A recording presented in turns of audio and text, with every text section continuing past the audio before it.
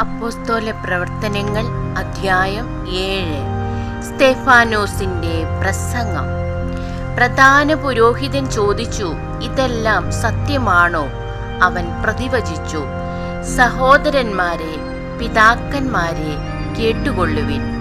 നമ്മുടെ പിതാവായ അബ്രഹാം ഹാരാനിൽ താമസിക്കുന്നതിന് മുൻപ് മെസൊപ്പൊട്ടാമിയയിലായിരിക്കുമ്പോൾ മഹത്വത്തിന്റെ ദൈവം അവന് പ്രത്യക്ഷനായി അവനോട് പറഞ്ഞു, നിന്റെ നാട്ടിൽ നിന്നും ബന്ധുക്കളിൽ നിന്നും നീ പുറപ്പെട്ട് ഞാൻ കാണിച്ചു തരുന്ന ദേശത്തേക്ക് പോവുക.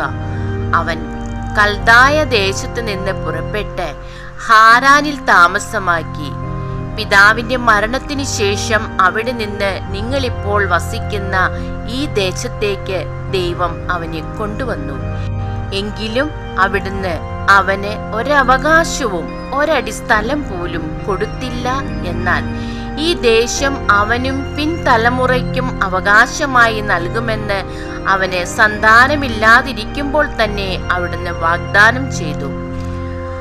അവന്റെ സന്താനങ്ങൾ മറ്റുള്ളവരുടെ ദേശത്തെ പ്രവാസികളായിരിക്കുമെന്നും അവരെ വിദേശികൾ 400 വർഷത്തേക്ക് അടിമകളാക്കി പീഡിപ്പിക്കുമെന്നും ദൈവം പറഞ്ഞു.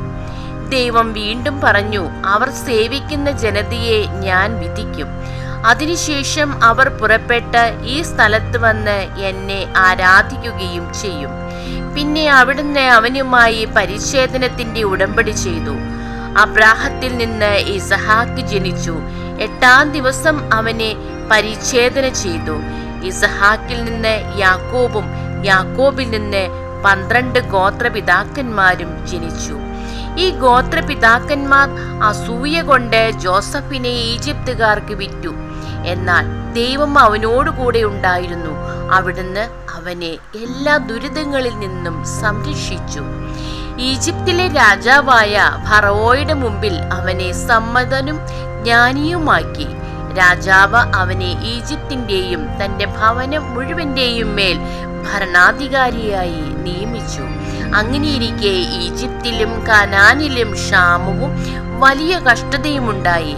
നമ്മുടെ പിതാക്കന്മാർക്ക് ഭക്ഷ്യസാധനങ്ങൾ ഇല്ലാതെ വന്നു. ഈജിപ്തിൽ ധാന്യമുണ്ടെന്ന് കേട്ട് യാക്കോബ് നമ്മുടെ പിതാക്കന്മാരെ അങ്ങോട്ടയച്ചു. അവർ 2-ാം പ്രാവശ്യം ചെന്നപ്പോൾ ജോസഫ് സഹോദരന്മാർക്ക് തന്നെ വെളിപ്പെടുത്തി. ജോസഫിന്റെ കുടുംബത്തെക്കുറിച്ച് ഫറവോയും മനസ്സിലാക്കി. ജോസഫ് ആളയച്ച് പിതാവായ യാക്കോബിനെയും അവന്റെ എല്ലാ ബന്ധുക്കളെയും വരുത്തി. അവർ 75 പേരുണ്ടായിരുന്നു. യാക്കോബ് ഈജിപ്തിലേക്ക് പോയി. അവനും നമ്മുടെ പിതാക്കന്മാരും മരിച്ചു. അവരെ ഷെക്കമിലേക്ക് കൊണ്ടുവന്ന് കല്ലറയിൽ സംസ്കരിച്ചു. ഈ കല്ലറ അബ്രഹാം ഷെക്കമിലെ ഏമോറിന്റെ പുത്രന്മാരിൽ നിന്ന് വെള്ളി നാണയങ്ങൾ കൊടുത്ത് വാങ്ങിയതാണ്.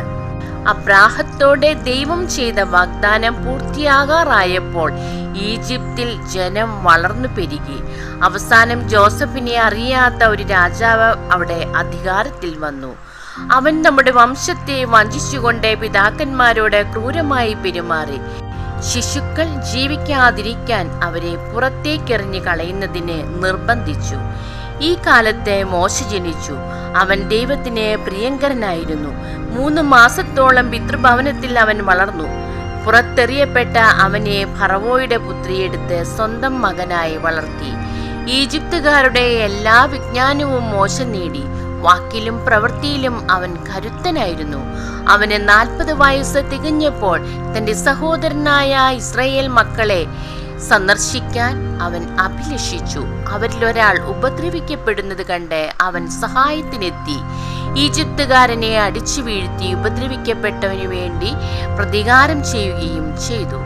ദൈവം അവരെ താൻ മുഖാന്തരം മോചിപ്പിക്കുമെന്ന് സഹോദരൻ മനസ്സിലാക്കുമെന്നാണ് അവൻ വിചാരിച്ചത്. എന്നാൽ അവർ അത് മനസ്സിലാക്കിയില്ല. അടുത്ത ദിവസം അവർ ശണ്ട കൂടിക്കൊണ്ടിരിക്കെ അവൻ അവരുടെ അടുത്ത് ചെല്ലാനിടയായി. അവരെ അനുരഞ്ജിപ്പിക്കാമെന്ന് വിചാരിച്ച് അവൻ പറഞ്ഞു, നിങ്ങൾ സഹോദരന്മാരാണ്, എന്തിന് പരസ്പരം ദ്രോഹിക്കുന്നു? അപ്പോൾ അയൽക്കാരനെ ഉപദ്രവിച്ചു കൊണ്ടിരുന്നവൻ മോശയെ തട്ടിമാറ്റിക്കൊണ്ട് പറഞ്ഞു, ഞങ്ങളുടെ മേൽ അധികാരിയും വിധികർത്താവുമായി നിന്നെ ആര് നിയമിച്ചു? ഇന്നലെ ഈജിപ്തുകാരനെ കൊന്നതുപോലെ എന്നെയും കൊല്ലാനാണോ നിന്റെ ഭാവം? ഇത് കേട്ട് മോശ മിദിയാനിലേക്ക് ഓടിപ്പോയി അവിടെ പരദേശിയായി ജീവിച്ചു. അവിടെ വെച്ച് അവന് 2 പുത്രന്മാർ ജനിച്ചു. 40 വർഷങ്ങൾക്ക് ശേഷം സീനായ് മലയുടെ മരുപ്രദേശത്ത് ഒരു മുൾപടർപ്പിനുള്ളിൽ അഗ്നിജ്വാലകളുടെ മധ്യേ ഒരു ദൂതൻ അവന് പ്രത്യക്ഷനായി. മോശ ആ ദർശനത്തിൽ അത്ഭുതപ്പെട്ടു. സൂക്ഷിച്ചു നോക്കാൻ അവൻ അടുത്തേക്ക് ചെന്നു. അപ്പോൾ കർത്താവിന്റെ സ്വരം കേട്ടു, നിന്റെ പിതാക്കന്മാരുടെ ദൈവമാണ് ഞാൻ, അബ്രാഹത്തിന്റെയും ഇസഹാക്കിന്റെയും യാക്കോബിന്റെയും ദൈവം. ഭയവിഹ്വലനായ മോശ അങ്ങോട്ട് നോക്കാൻ ധൈര്യപ്പെട്ടില്ല. കർത്താവ് അവനോട് പറഞ്ഞു, നിന്റെ പാദരക്ഷകൾ അഴിച്ചു മാറ്റുക. നീ നിൽക്കുന്ന സ്ഥലം പരിശുദ്ധമാണ്. ഈജിപ്തിൽ എൻ്റെ ജനം അനുഭവിക്കുന്ന പീഡനങ്ങൾ ഞാൻ വ്യക്തമായി കണ്ടു. അവരുടെ ദീനരോദനം ഞാൻ കേട്ടു. അവരെ വിമോചിപ്പിക്കാൻ ഞാൻ ഇറങ്ങി വന്നിരിക്കുന്നു. വരൂ, നിന്നെ ഞാൻ ഈജിപ്തിലേക്ക് അയക്കും.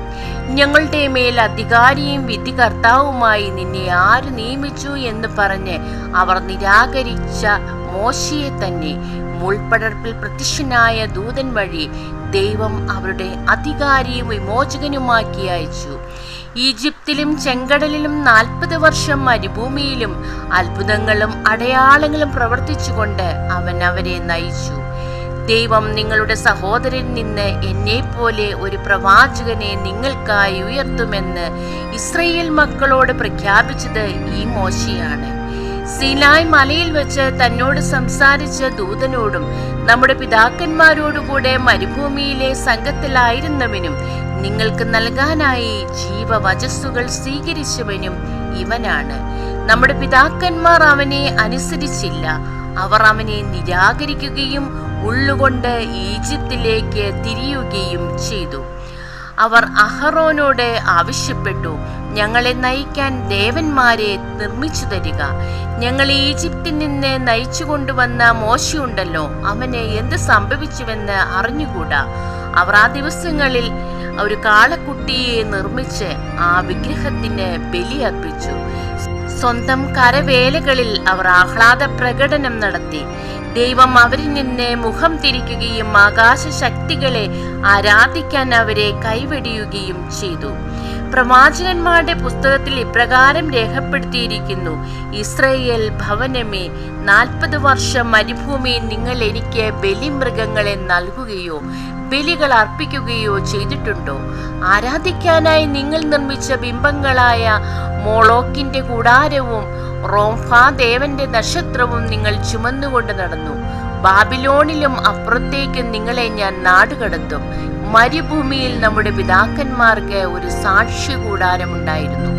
മോശ കണ്ട മാതൃകയിൽ നിർമ്മിക്കണമെന്ന് ദൈവം അവനോട് കൽപ്പിച്ചതനുസരിച്ച് തീർത്ത കൂടാരം. തങ്ങളുടെ മുമ്പിൽ നിന്ന് ദൈവം ബഹിഷ്കരിച്ച വിജാതിയരുടെ ഭൂമിയിലേക്ക് നമ്മുടെ പിതാക്കന്മാർ ജോഷുവുമൊത്ത് പ്രവേശിച്ചപ്പോൾ അത് കൂടെ കൊണ്ടുപോന്നു. ദാവീദിന്റെ കാലം വരെ അത് അവിടെ ഉണ്ടായിരുന്നു. ദൈവം അവനിൽ പ്രസാദിച്ചു. യാക്കോബിന്റെ ദൈവത്തിനായി ഒരു ആലയം പണിയാൻ അവൻ അനുവാദം അപേക്ഷിച്ചു.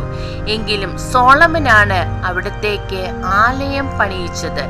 എന്നാൽ കരങ്ങളാൽ നിർമ്മിതമായ ഭവനങ്ങളിൽ അത്യുന്നതൻ വസിക്കുന്നില്ല. പ്രവാചകൻ ഇപ്രകാരം പറയുന്നു, സ്വർഗം എന്റെ സിംഹാസനം, ഭൂമി എന്റെ പാദപീഠവും. കർത്താവ് അരുളി ചെയ്യുന്നു, ഏതുതരം ഭവനം നിങ്ങൾ എനിക്ക് വേണ്ടി നിർമ്മിക്കും? ഏതാണ് എന്റെ വിശ്രമസ്ഥലം? ഇവയെല്ലാം എന്റെ കരവേലകൾ തന്നെയല്ലേ? മർക്കടമുഷ്ടിക്കാരെ, ഹൃദയത്തിലും കാതുകളിലും അപരിച്ഛേദിതരെ, നിങ്ങൾ എല്ലായ്പ്പോഴും പരിശുദ്ധാത്മാവിനോട് മല്ലടിക്കുന്നു. നിങ്ങളുടെ പിതാക്കന്മാരെ പോലെ തന്നെയാണ് നിങ്ങളും. ഏതു പ്രവാചകനുണ്ട് നിങ്ങളുടെ പിതാക്കന്മാർ പീഡിപ്പിക്കാത്തതായി? നീതിമാനായവന്റെ ആഗമനം മുൻകൂട്ടി അറിയിച്ചവരെ അവർ കൊലപ്പെടുത്തി. നിങ്ങൾ അവനെ ഒറ്റിക്കൊടുക്കുകയും വധിക്കുകയും ചെയ്തു.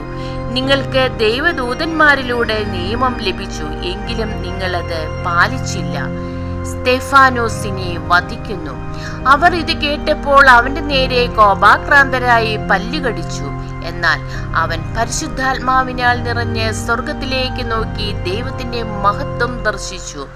ദൈവത്തിന്റെ വലത്തുഭാഗത്ത് യേശു നിൽക്കുന്നതും കണ്ടു. അവൻ പറഞ്ഞു, ഇതാ സ്വർഗം തുറന്നിരിക്കുന്നതും മനുഷ്യപുത്രൻ ദൈവത്തിന്റെ വലത്തുഭാഗത്ത് നിൽക്കുന്നതും ഞാൻ കാണുന്നു.